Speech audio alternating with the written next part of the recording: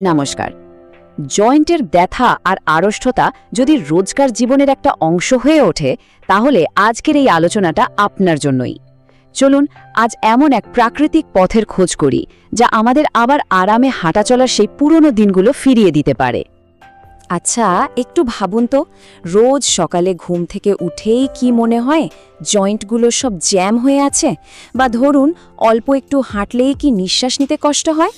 যদি এই কথাগুলো খুব চেনা চেনা লাগে, তাহলে বুঝবেন এই লড়াইটা কিন্তু শুধু শরীরের নয়, এটা মনের উপরও একটা বিরাট বড় বোঝা যা দিনের পর দিন আমাদের ক্লান্ত করে দেয়। আর এটাকে শুধু বয়স হচ্ছে বলে এড়িয়ে গেলে কিন্তু চলবে না। আমাদের শরীর যখন কষ্ট পায় তখন ও একটা সিগন্যাল পাঠায়। হতে পারে হাড় আর মাসলগুলো মজবুত থাকার জন্য জরুরি পুষ্টি চাইছে, আর সবচেয়ে ভালো খবরটা কি জানেন? এই সিগন্যালের উত্তর দেয়া কিন্তু সম্ভব। এর সমাধান যে সবসময় দামি ওষুধ বা চিকিৎসায় আছে তা কিন্তু নয়, বরং এর চাবিকাঠিটা লুকিয়ে আছে আমাদের সবার খুব চেনা রান্নাঘরে। চলুন আজ দেখি আমাদের রান্নাঘরের সাধারণ জিনিস দিয়ে কিভাবে অসাধারণ কাজ করা যায়। আজ আমরা এমন 5টা দেশীয় সুপারফুড নিয়ে কথা বলবো যা ভেতর থেকে হাড়কে মজবুত করে তুলতে পারে। আর শুধু তাই নয়, শরীরের পুরনো ব্যথা আর ফোলাভাব কমাতেও সাহায্য করতে পারে। আর সবচেয়ে বড় কথা, এগুলো আমাদের সবার হাতের কাছেই পাওয়া যায়। চলুন তাহলে আর দেরি না করে এক এক করে পরিচিত হয়ে নিই এই 5টা রত্নের সঙ্গে। এটাকে আপনারা মজবুত হাড় আর ব্যথামুক্ত জীবনের জন্য একটা কমপ্লিট টুল কিটও বলতে পারেন। আমাদের তালিকার একদম প্রথমে আছে তিল। দেখতে কি সাধারণ, তাই না? কিন্তু এর গুণ জানলে সত্যি অবাক হতে হয়।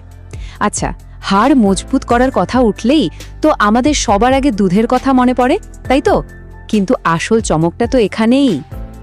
একবারই চারটার দিকে তাকান, কি অবিশ্বাস্য একটা ব্যাপার, তাই না? সাধারণ দুধের থেকে এই ছোট্ট সাদা তিলের মধ্যে ক্যালসিয়াম আছে প্রায় 10 গুণ বেশি। ভাবুন, যেখানে 100 গ্রাম দুধে ক্যালসিয়াম মেলে মাত্র 123 মিলিগ্রাম, সেখানে ওই একই পরিমাণ তিলে আছে প্রায় 1250 মিলিগ্রাম। তফাৎটা কিন্তু আকাশ পাতাল। হ্যাঁ, ঠিকই দেখছেন, 1250 মিলিগ্রাম। তাই যাদের দুধ হজম করতে অসুবিধা হয় তাদের জন্য তিল একটা আশীর্বাদের মতো। শুধু ক্যালসিয়ামই নয়, এতে ম্যাগনেসিয়াম, ফসফরাস, জিঙ্কের মতো জরুরি খনিজ ভরপুর, যা হাড়ের ঘনত্ব বাড়াতে ম্যাজিকের মতো কাজ করে। আমাদের দ্বিতীয় রত্নটা হলো হলুদ। হলুদের আসল হিরো হলো এর মধ্যে থাকা কারকিউমিন নামের একটি উপাদান। সহজ করে বললে এটা হলো শরীরের ভেতরের জ্বালা পোড়া বা ইনফ্লামেশন কমানোর একটা প্রাকৃতিক অস্ত্র। আর জয়েন্টের ব্যথা বা আর্থ্রাইটিসের মূল কারণই তো এই ইনফ্লামেশন। এটা খাওয়ার সবচেয়ে পরিচিত আর ভালো উপায় হলো গোল্ডেন মিল্ক। তবে এর কার্যকারিতা কয়েক গুণ বাড়িয়ে তোলার জন্য 1 চিমটে গোলমরিচের গুঁড়ো মেশানোটা কিন্তু মাস্ট। কারণ গোলমরিচের মধ্যে থাকা পিপারিন শরীরকে হলুদ থেকে কারকিউমিন শুষে নিতে অনেক বেশি সাহায্য করে। আমাদের তালিকার 3 নম্বরে আছে অঙ্কুরিত ছোলা আর মুগ। ছোটবেলায় দাদু ঠাকুমারা বলতেন না, ভেজানো ছোলা খেলে নাকি শরীরে ঘোড়ার মতো শক্তি আসে। কথাটা কিন্তু এক বর্ণও মিথ্যে নয়। অঙ্কুরিত ছোলা আর মুগ হলো প্রোটিন আর আয়রনের পাওয়ার হাউস, যা ক্লান্তি দূর করে শরীরে নতুন করে শক্তি যোগায়। এরপর আসছে বাদাম। এর মধ্যে থাকা ক্যালসিয়াম আর ম্যাগনেসিয়ামের জুটি শুধু হাড়কেই মজবুত করে না, মাসল ক্র্যাম্প বা পেশিতে টান ধরার সমস্যা কমাতেও দারুণ কাজ দেয়। রোজ রাতে মাত্র 5-6টা বাদাম জলে ভিজিয়ে রেখে সকালে খোসা ছাড়িয়ে খেলে শরীর কিন্তু প্রয়োজনীয় পুষ্টি পেয়ে যায়। আমাদের তালিকার শেষ রত্ন হল মেথি। আয়ুর্বেদে তো বাতের ব্যথার জন্য মেথিকে মহা ঔষধ বলা হয়। রাতে 1 চামচ মেথি ভিজিয়ে রেখে সকালে খালি পেটে সেই জলটা পান করলে আর দানাগুলো চিবিয়ে খেলে ইনফ্লামেশন অনেকটাই কমে। তবে এখানে একটা জরুরি কথা মনে রাখতে হবে, যারা সুগার বা ব্লাড প্রেশারের ওষুধ খান তারা এটা শুরু করার আগে অবশ্যই একবার ডাক্তারের সঙ্গে কথা বলে নেবেন। বেশ, এতক্ষণ তো আমরা জানলাম পাতে কি কি যোগ করতে হবে। এবার ঠিক ততটাই জরুরি বিষয় হলো আমাদের তালিকা থেকে কি কি বাদ দিতে হবে। কারণ নিরাময়ের পথে যে কাঁটাগুলো আছে সেগুলোকেও তো সরাতে হবে, তাই না?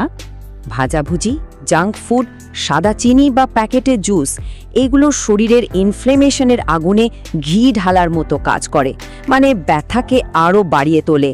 ঠিক একইভাবে বেশি নুন আর রেড মিটও জয়েন্টের ব্যথাকে সহজে সারতে দেয় না। তাই এগুলোকে জীবন থেকে আস্তে আস্তে বিদায় জানানোটা খুব জরুরি। একটা কথা কিন্তু আমাদের মনে রাখতে হবে, আসল পরিবর্তনটা শুধু খাবার দিয়ে আসবে না, এটা আসলে পুরো লাইফস্টাইলের একটা বদল। কিছু সহজ অভ্যাস যোগ করাটা ভালো খাবারের মতোই গুরুত্বপূর্ণ। এই কথাটা কিন্তু দারুণ সত্যি। পুষ্টিকর খাবার শরীরকে ভেতর থেকে সারিয়ে তোলে, আর ব্যায়াম সেই শরীরটাকে সচল রাখে। একটা চাকা ছাড়া যেমন সাইকেল চলে না, ঠিক তেমনি একটা ছাড়া অন্যটা অসম্পূর্ণ, দুটোকে একসাথে এগিয়ে নিয়ে যেতে হবে। তাই রোজকার রুটিনে অন্তত 15-20 মিনিট হাঁটার একটা অভ্যাস তৈরি করুন। সকালের হালকা রোদ গায়ে লাগান, কারণ ভিটামিন ডি ছাড়া কিন্তু শরীর ক্যালসিয়াম ব্যবহারই করতে পারে না। আরামদায়ক জুতো পরুন, দিনে 3-4 লিটার জল পান করুন, আর রাতে 7-8 ঘন্টার একটা ভালো ঘুম নিশ্চিত করুন। দেখবেন এই ছোট্ট ছোট্ট বদলগুলোই একটা বড় পার্থক্য তৈরি করবে। তাহলে আমরা একটা সম্পূর্ণ রোড ম্যাপ পেয়ে গেলাম, তাই তো? এই পথে চলতে গেলে হয়তো একটু চেষ্টা করতে হবে, কিন্তু এটা একেবারে অসম্ভব নয়। এটা আসলে একটা ব্যথামুক্ত সতেজ জীবনে ফিরে যাওয়ার যাত্রা। তবে হ্যাঁ, একটা কথা কিন্তু ভুললে চলবে না, এগুলো কোনো ম্যাজিক নয়। শরীরকে ভেতর থেকে সারিয়ে তুলতে একটু সময় তো দিতেই হবে। তাই ধৈর্য ধরে অন্তত 2 থেকে 3 মাস নিয়মগুলো মেনে চললে এর একটা দীর্ঘস্থায়ী আর ভালো ফল অবশ্যই পাওয়া যাবে। আসল প্রশ্নটা হলো, সেই আগের মতো প্রাণ খুলে চলাফেরা করতে, ওষুধের ওপর নির্ভরতা কমাতে আর প্রতিটা মুহূর্তকে ব্যথা ছাড়াই উপভোগ করতে মন কি সত্যিই তৈরি? সিদ্ধান্তটা কিন্তু আপনারই হাতে। সবাই সুস্থ থাকুন, ভালো থাকুন।